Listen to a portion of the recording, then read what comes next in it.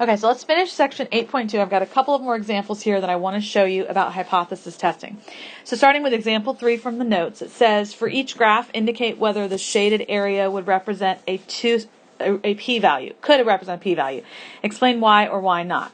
So the first one is an example of a two-tailed test. So remember a two-tailed test. If you look back in your notes, we had a picture back here on a two-tailed test. So remember that a two-tailed test looks like this. Got your distribution. So we had a z statistic here and a z statistic over here. And we shaded outwards in both directions. So that's what a two-tailed test would look like. So this one would be a yes, and this would be a two-tailed or a two-sided test.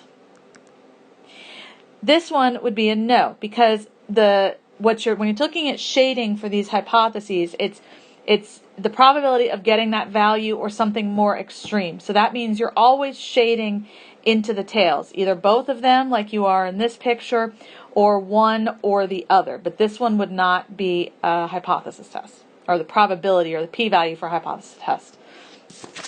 All right, let's do another example. Suppose a poll of 400 randomly selected voters in a city found that 208 of them favored a school bond measure for public schools.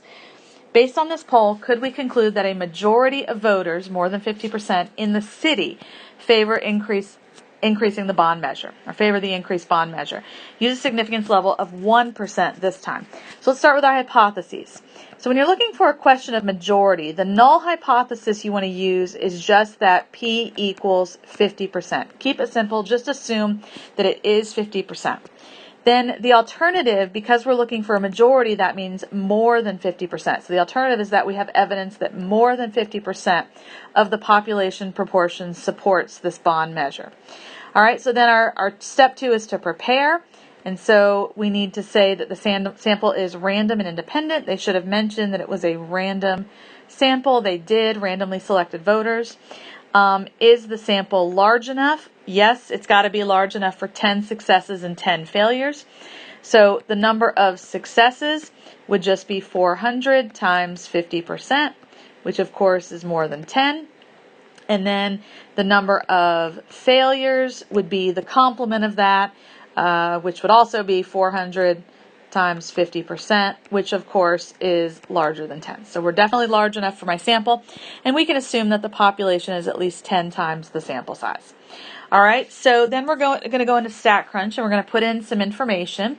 So in StatCrunch, when you run the the hypothesis test, you're going to do it using the one proportion menu that we talked about earlier. And so to do that, when we put in the information, you're going to say that there are 208 successes, so 208 people surveyed said that they support the bond measure. And then out of a total of 400 people that we surveyed, the sample proportion then, p hat, would be 208 divided by 400, but StatCrunch will do that for you. That's 52%. The standard error, again, StatCrunch will compute that for you. We can do it by hand, but if we're using StatCrunch, we can get the number from there. So that's 0.025. And then StatCrunch will also tell you the test statistic, which is 0.8 for this particular sample, and the corresponding p-value. So let's put this together. Let's make a quick sketch of what we're talking about here.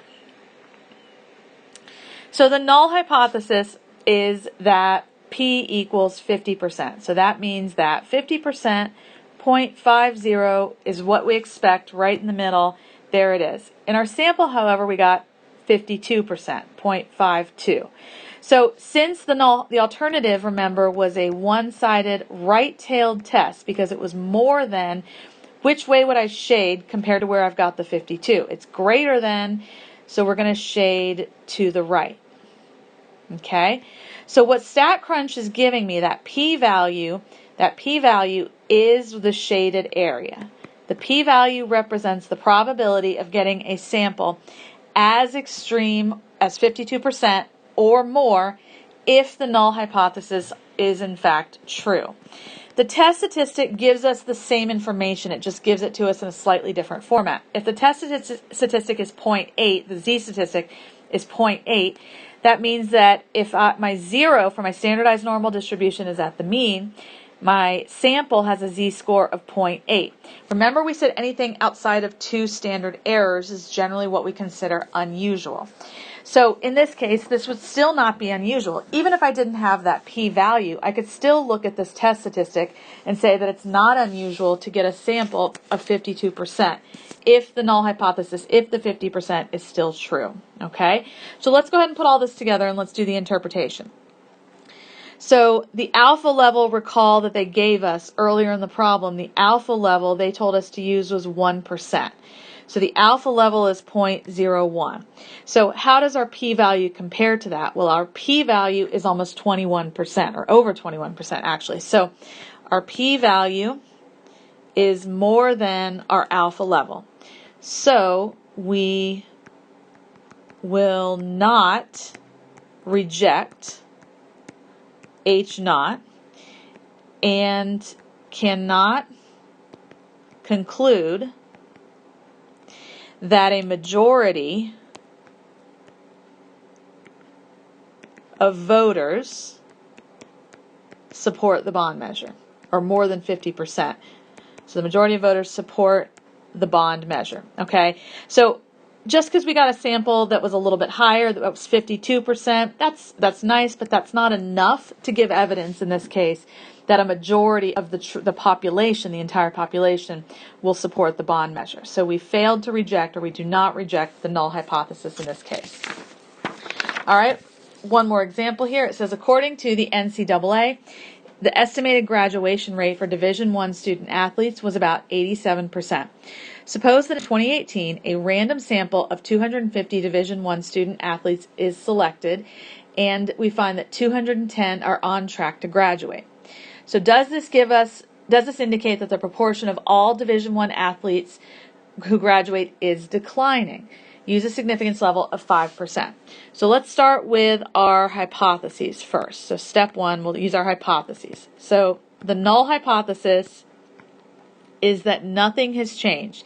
Population proportion is still at 87%. Nothing has changed. We still think we're at 87% graduation rate. The alternative hypothesis is based on the question. So it says, does this indicate that the proportion of student athletes who graduate is declining? So that means that it's going down. So then the alternative would be that the population proportion is going down. It's less than the 87%. So then our prepare step is that the sample had to be random and independent. It had to be large enough for 10 successes and 10 failures, which it is if it's at 250. And that the population is large enough. So there's certainly more than 10 times 250 Division I athletes in the country. All right, so then the computation. I don't have StatCrunch with me, so I'm going to go ahead and do a little bit of this by hand. Let me go ahead and calculate the test statistic, and we'll see where we're at with the test statistic. So this is step 3, the computation. So remember the test statistic is p hat minus p naught divided by the standard error. So for p hat, let's figure out what p hat was. Let's do that first. So p hat, remember, comes from our sample. So in my sample, it said 210 were on track to graduate out of the 250. So that gives me a value of about 0.84 or 84%. So we're going to have 0.84 minus our p naught, which was 0.87, divided by our standard error. Now I need to compute that, so let me do that. Standard error, remember, is p naught, which was the 0.87, times 1 minus 0.87 divided by n, my sample size of 250. And if I've done my computation right in my calculator, I'm getting about 0.021, it looks like, for my standard error. So if we go back and we put that into my formula for my test statistic, I'm getting a z-score value of about negative 1.41. And it should make sense why it's negative, because the p hat value was smaller than the p naught value. That means my sample size had a smaller proportion than what we thought the population proportion was based on the null hypothesis. So that should give me a negative test statistic. So let's make a quick sketch of what this looks like. So if we were to kind of look at a graph of this, what are we saying? Well, we'd say 0.87, what we expected, is in the middle. My sample was 0.84, and because it is a left-tailed hypothesis test, let me show you where I'm getting that from. A left-tailed test up here where it says P is less than 0.87. That means I'm going to shade to the left, and I'm looking for the probability of getting something as extreme or more extreme than 0.84. And when we say extreme, we mean extreme out in the extremities to the left this time. If we looked at this in terms of z-scores, the picture itself looks the same. The difference is how we label it. So 0 would go here, and then my z-score of negative 1.41, that corresponds to my sample of 0.84, would go here. It's the same thing. You can do it using the z-score, or you can label it using the original information. It doesn't matter, but the p-value that you're going to get is exactly the same. So your p-value, don't forget, your p-value is an area or a probability. There it is, same thing. And the only way to get that number is to actually go into StatCrunch and calculate it. I have the information here. The p-value that we get is, let's see, I'm getting a p-value of 0.0792. So about 7, almost 8%. Now, they didn't tell us in the beginning. Oh, they did. I'm sorry. They did. Let me go back up top. They did give us a significance level. The significance level they wanted us to use was 5% right there. So the 5% is what I'm going to compare it to. Well, my p-value of 8% is certainly a little bit large for that, right? Your p-value this time, it's small, and if my significance level were 10%, we might have a different story here. But because my significance level was 5%, my p-value is actually a little bit bigger than that. So what's the interpretation? We're going to say since I'm going to say the p-value is greater than alpha, we cannot reject the null hypothesis. So what does that mean? We do not have evidence in support of the alternative, which was that the population proportion is declining. So there is no evidence that the population proportion of student athletes who are graduating is declining. So even though my sample was a little bit smaller than the 87%, it was 84%, it was only due to chance. It wasn't small enough to be due to an actual change in the population proportion.